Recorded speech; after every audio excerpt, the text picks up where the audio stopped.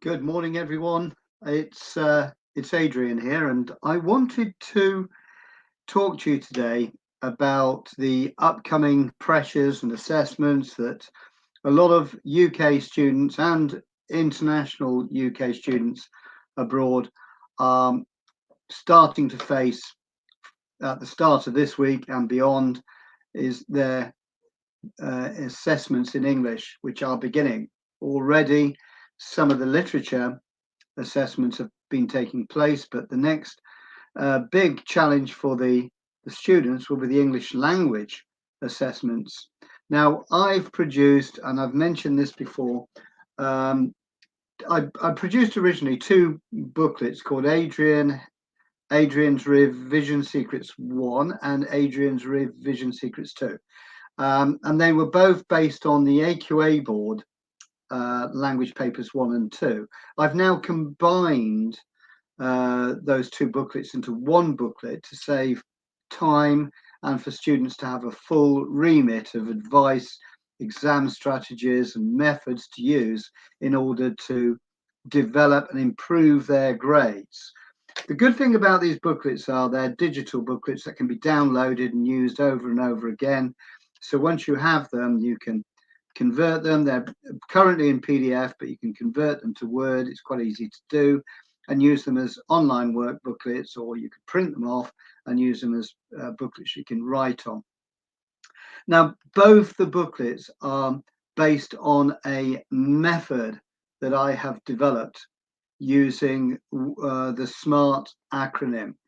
And I've mentioned this in several videos that the SMART does mean elements that you have to follow in order to develop your ability in tackling the papers. And the acronym is not in any particular order. It is basically just about using each element when you are planning, revising, and then obviously executing your assessment at the time. So the S stands for what I consider to be one of the most important elements in English language papers, is being able to structure your answers. I have several students that I do tuition with and have had for 2-3 years, some of them, and they have developed the ability to really clearly structure their answers. This gives a fantastic focus to their thought processes and being able to make sure that they gain the evidence and then write the points about the evidence and what the impact of whatever it is they're trying to say. So the actual guides I will just quickly show up on the screen so you know what they look like. I'll just get them up now, just put it here.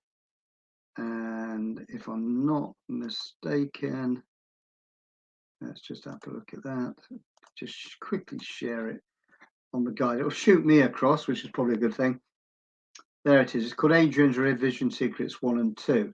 Now, I'm not going to go through the guide because it actually is over 100 pages now. So it's got lots and lots of opportunities to work. It is literally a workbook. And if you notice, I'm going through the revision secrets when I get a bit further down. Let me just go a bit further on the source here. Let's just keep going. Loads of things to do. So you get the practice questions and everything.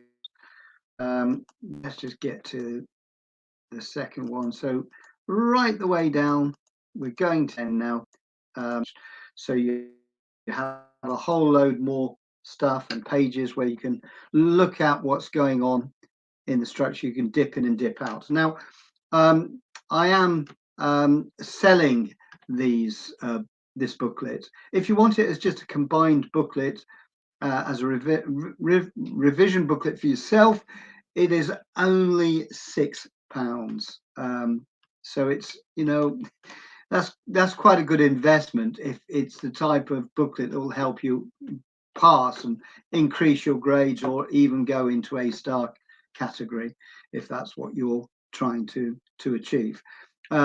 There isn't another option that I am now offering, and it's only going to be a limited time because I can only offer this before the assessments take place. So you have to check out with your school when you're taking the English language assessment, paper 1, and when you're taking English language paper 2 assessment. But what I'm doing now is I'm saying to the students, if they want to do questions 3 and questions 4, which are the more difficult questions in paper 1 and the higher markers, if they do that, and question 3 and question 4 in language paper 2, which are again the higher markers in the paper, and they send me to my email these papers, I will mark them, critique them, check them through, advise changes before they go into assessment. In other words,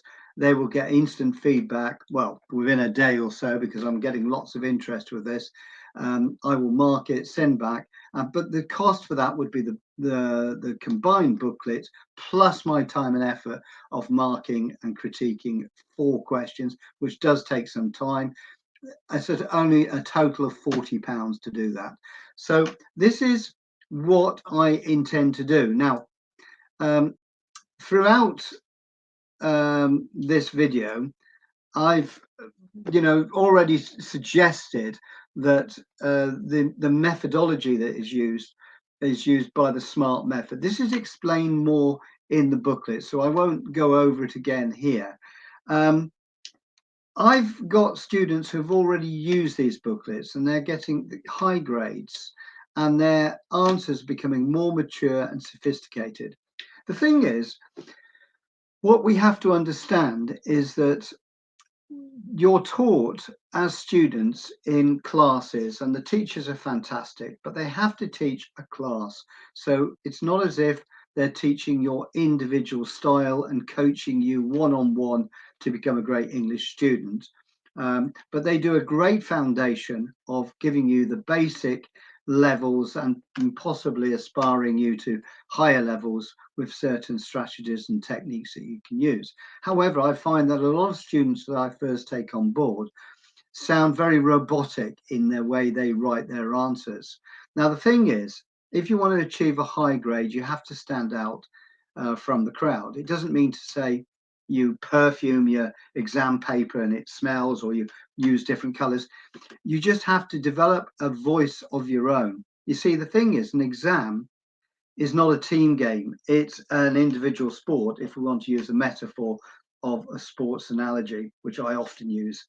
So you need to know what suits your style of writing, but using very clear evidence. Now, many students have been taught things like P, Pete, petal, all these acronyms, and it always talks about the point first. Well, I actually think this is not the best way to look at texts and to find evidence that you're going to utilize. You should basically be looking for the evidence related to the question and then making your point about the evidence you find. You then can't be wrong. The other tip I give is that if you want to really get good marks, you don't have to say, I totally agree or disagree. You can go somewhere in between, but show that perhaps the writer is doing this, possibly the writer is doing this, and so it's using what I call tentative language that will help you to always get your references correct and also not to be wrong with your impression. I mean, there's a very the strange part of the question 4 in paper 1, where it's a student said, and it says to what extent you agree, and it says give your own impressions as a bullet point of something, whatever it is. Give your own impressions of the beautiful redhead girl in the Rosabelle text or whatever. What students miss, they miss the bottom bullet point, which actually says support your answers with references. You know, support your whatever you say with references from the text. In other words, yes, you give your own impressions, but you don't just go, oh, well, I think the redhead girl might come from the planet Mars. You can't do that unless it was stated in the text that she came from the planet Mars. I know that's a bit of a daft idea, but it's the way that I see when I see students. They take sometimes for granted that when it says give your own impressions, it means you just can open the door and say what you want. But that's not the point. It's about, again, everything you state in your exams has to be evidential based.